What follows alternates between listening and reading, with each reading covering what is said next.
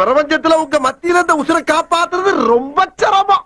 Hi guys, welcome back to my channel. இன்றைக்கி வீடியோவில் நம்ம என்ன பார்க்க போகிறோம் அப்படின்னா, எஸ்பிஓக்கு சப்போர்ட் பண்ணுறீங்க அப்படின்ற பேரில் கண்டிப்பாக எஸ்பிஓட நேமை மட்டும் கிடையாது, உங்கள் நேமையும் சேர்த்து தான் டேமேஜ் பண்ணிகிட்ருக்கீங்க அப்படின்றதுக்காக தான் இந்த வீடியோவில் நிறைய விதமான கொஷின்ஸ் போய்கிட்டு இருக்கு. ஊருக்கு தான் உபதேசம் தனக்கு இல்லை அப்படிங்கிற மாதிரி நோட்டீஸ் போர்டு ஆடியோவை எல்லாரையும் கேளுன்னு சொல்லிட்டு இவங்க இந்த லட்சணத்தில் கேட்டிருக்காங்க அப்படிங்கிறதையும், அது மட்டும் இல்லாமல் யாரா அந்த பாலாஜி அப்படிங்கிறதையும் கமெண்ட் பண்ணுறேன்ற பேரில் காமெடி பண்ணிக்கிட்டு இருக்க சில பேரை பற்றியும் தான் இந்த வீடியோவில் பார்க்க போகிறோம். கடந்த சில நாட்களுக்கு முன்னாடி ஒருத்தவங்க என்னோட வீடியோவில் கமெண்ட் பண்ணாங்க. அதில் அவங்க என்ன சொல்லியிருந்தாங்க அப்படின்னா, லாஸ்ட்டு 3 இயர்ஸாக எஸ்பிஓ நோட்டீஸ் போர்டு ஆடியோவை நீங்கள் கேட்டிருக்கீங்களா அப்படிங்கிற மாதிரி சொல்லியிருந்தாங்க. ஸோ நான் கூட நினச்சேன் இவங்க உண்மையிலே நோட்டீஸ் போர்டோட தீவிர ரசிகையாக இருப்பாங்க, நிறைய விஷயங்கள் கேட்டிருப்பாங்க அப்படிங்கிறத நான் நினச்சேன். பட் பாவம் இந்த அக்கா கடைசியில் ஒரு 3 டேஸ் பிஃபோர் ஆடியோவை கூட ஒழுங்காக கேட்கல அப்படிங்கிறது தான் முழுக்க உண்மை. ஸோ நோட்டீஸ் போர்டில் என்ன சொல்லியிருந்தாங்க அப்படின்னா, ரீஃபண்டு ஃபார்மு நாங்கள் கொடுக்குறோம், ஃபார்ம் கொடுத்ததும் நாங்கள் இங்கே இன்ஃபார்ம் பண்ணுறோம், இன்ஃபார்ம் பண்ணதுக்கப்புறம் நீங்கள் ஃபில் பண்ணால் போதும் அப்படிங்கிற ஒரு தகவல் சொல்லியிருக்காங்க.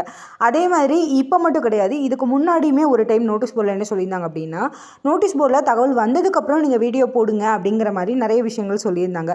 பட் இந்த சப்போர்ட்டர்ஸ் எல்லாம் என்ன பண்ணுறாங்க அப்படின்னு கேட்டிங்கன்னா, நோட்டீஸ் போர்டில் அனௌன்ஸ்மெண்ட்டே வர்றதுக்கு முன்னாடி அவங்க வீடியோ போடுறதும் அதையும் கொண்டு நிறைய கமெண்டர்ஸ் இங்கே ஷேர் பண்ணுறதுமான விஷயங்கள் தான் இங்கே நடந்துகிட்ருக்கு. அண்ட் இன்னொரு முக்கியமான விஷயம் என்ன அப்படின்னா, இன்றைக்கி காலையில் நோட்டீஸ் போர்டில் ஒரு அனௌன்ஸ்மெண்ட்டில் நிறைய பேர் ஃபார்ம் ஃபில் பண்ணிட்டாங்க அப்படிங்கிற மாதிரியான சில விஷயங்களை சொல்லியிருந்தாங்க. ஸோ என்னோட கேள்வி என்னென்னா, இத்தனை பேருக்கு ஃபார்ம் வந்தது அப்படிங்கிறது எது மூலியமாக தெரியும்?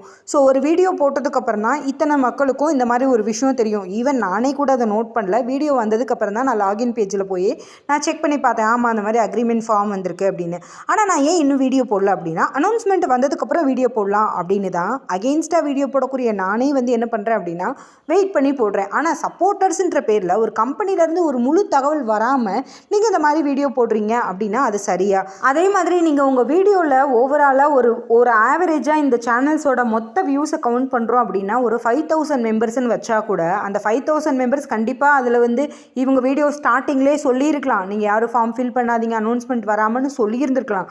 அப்படி சொல்லியிருந்தாலும் இதில் எத்தனை பேர் தவறுதலாக அதை ஃபில் பண்ணுறதுக்கான பாசிபிலிட்டி இருக்குது. ஸோ ஒரு இன்ஃப்ளூயன்சராக நீங்கள் உங்களோட ஜாபை கரெக்டாக பண்ணீங்க அப்படின்னா கரெக்டாக இருக்கும் அப்படின்னு நான் நினைக்கிறேன்.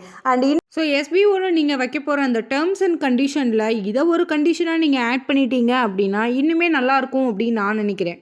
இந்த கருத்தை பற்றி சப்போர்ட்டர்ஸ் தாராளமாக உங்களோட கமெண்ட்ஸை கீழே கமெண்ட் பண்ணுங்கள்.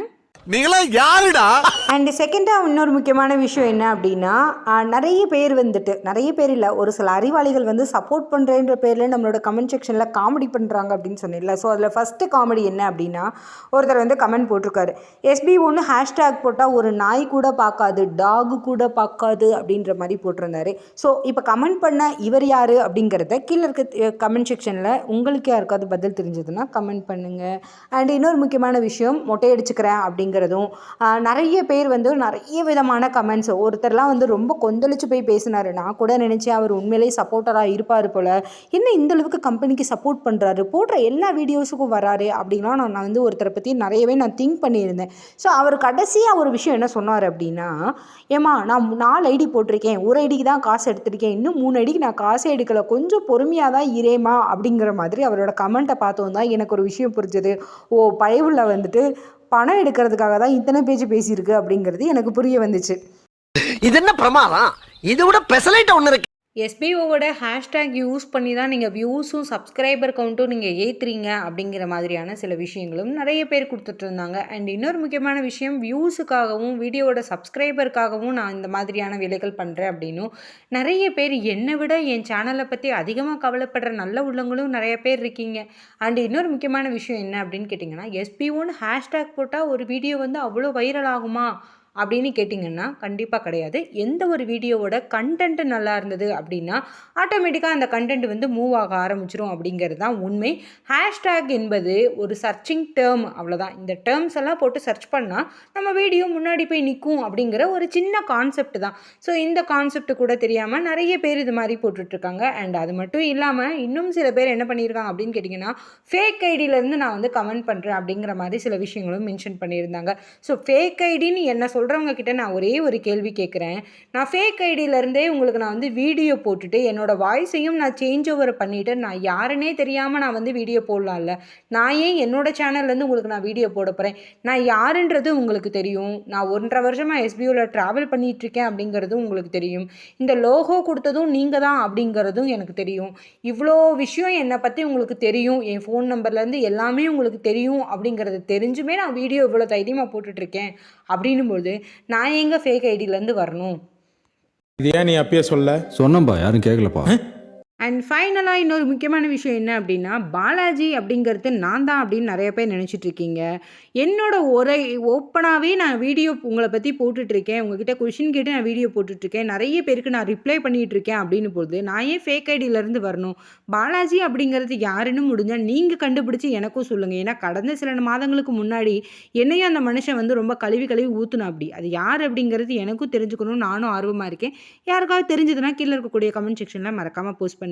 அண்ட் இன்னொரு முக்கியமான விஷயம் என்னென்னா, நிராசாரா அப்படிங்கிற ஒரு ஐடியிலேருந்து கொஞ்ச நாளைக்கு முன்னாடி எனக்கு கமெண்ட்ஸ் வந்தது. அந்த கமெண்ட்ஸில் வந்து இப்போ அவங்க வந்து நேராக வந்து நேமை வந்து நிரான்னு மாற்றிருக்காங்க.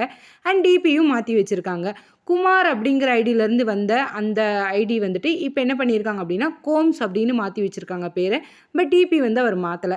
அண்ட் இன்னொரு முக்கியமான விஷயம் வந்து முத்து அப்படின்னு வந்த ஐடி வந்து இப்போ தங்கமணியாக மாறி இருக்குது, தங்கவேலாவும் மாறி இருக்குது. அண்ட் இந்த மாதிரி நிறைய சப்போர்ட்டர்ஸ் தான் என்ன பண்ணிகிட்டு இருக்காங்க அப்படின்னா டிஃப்ரெண்ட் நேம்ஸில் வந்து எனக்கு வந்து தொடர்ச்சியாக வந்து கமெண்ட் பண்ணிக்கிட்டு இருக்காங்க அப்படிங்கிறது தான் உண்மை. ஸோ இன்னும் ஃபேக் ஐடி யார், ஃபேக்கில் இருக்கவங்க யார் அப்படிங்கிறது இப்போ ஓரளவுக்கு இங்கே இருக்க எல்லாருக்குமே தெரிஞ்சிருக்கும் நான் நினைக்கிறேன்.